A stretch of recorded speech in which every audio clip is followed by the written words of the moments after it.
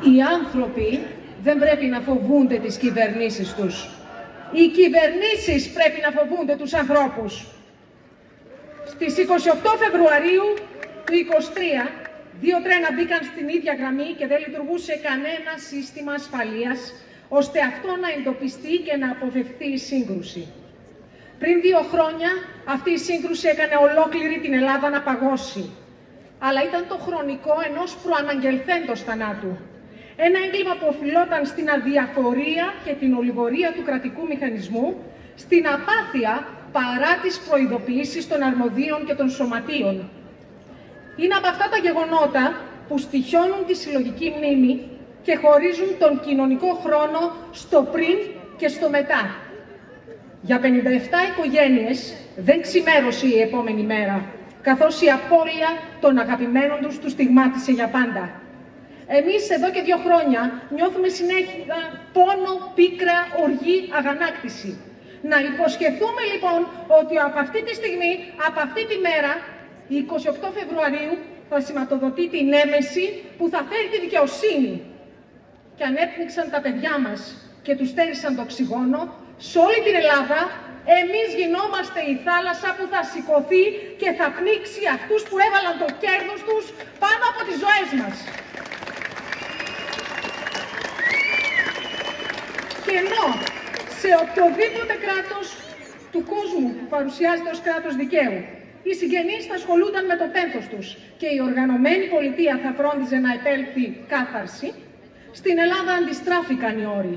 Η πολιτεία όχι μόνο δεν επιτέλεσε το καθήκον της, αλλά 2 χρόνια τώρα μπαζώνει, αποκρύπτει, διαστρέφει, λιδωρεί τους συγγενείς, παραμυθιάζει τους πολίτες και αναγκάζει τους γονείς να είναι 2 χρόνια να ψάχνονται μόνοι τους να βρουν δικαίωση.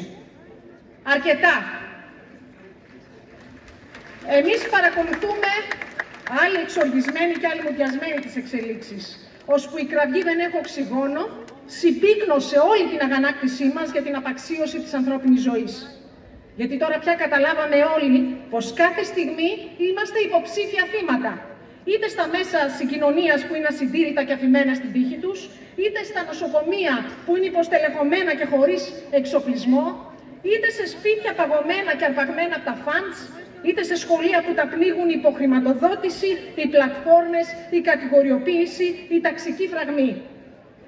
Όλοι καταλάβαμε ότι τα ηχητικά που αποκαλύφθηκαν μετά από 2 χρόνια αποδεικνύουν ότι το έγκλημα των ΤΕΠών είναι και πολλαπλό και διαρκές.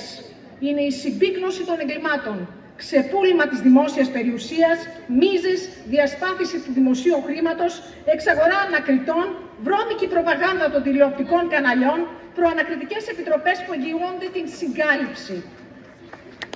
2 χρόνια μετά, κανείς δεν αμφιβάλλει πως κάτι σάπιο συμβαίνει εδώ. Αυτή η συνειδητοποίηση είναι που έχει γεμίσει τους δρόμους και τις πλατείες και υποχρεώνει την κυβέρνηση να αναδιπλωθεί από το αρχικό αφήγημά της. Οι εκπαιδευτικοί σήμερα απεργούμε, γιατί βλέπουμε τη σαπίλα και αρνούμαστε να γίνουμε τα επόμενα θύματα της πολιτικής της διάλυσης των δημόσιων αγαθών.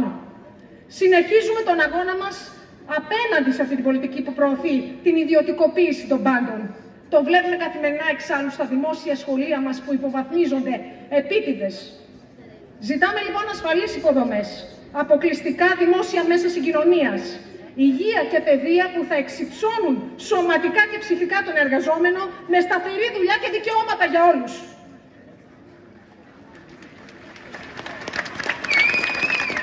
Δημοκρατία δεν είναι η τελετουργική μας ψήφος κάθε 4 χρόνια. Είναι αυτός ακριβώς ο διαρκής αγώνας για την ευημερία των πολιτών και τον σεβασμό των δικαιωμάτων μας. Είναι θέμα τιμής και αξιοπρέπειας να αποτρέψουμε την παραγραφή λόγω χρόνου των αδικημάτων που προκύπτουν από τις παραλήψεις και το κυνήγι του κέρδους. Να μην κλείσουμε τα αυτιά μας στη συγκάλυψη. Στεκόμαστε αλληλέγγυοι στους γονείς και τους συγγενείς των αδικοχαμένων που παλεύουν με τη σειρά τους να γίνει αυτός ο αγώνας ένας αγώνας για ένα καλύτερο αύριο για όλα τα παιδιά, για όλους τους μαθητές και τις μαθήτριες που είναι εδώ σήμερα. Σας ευχαριστώ.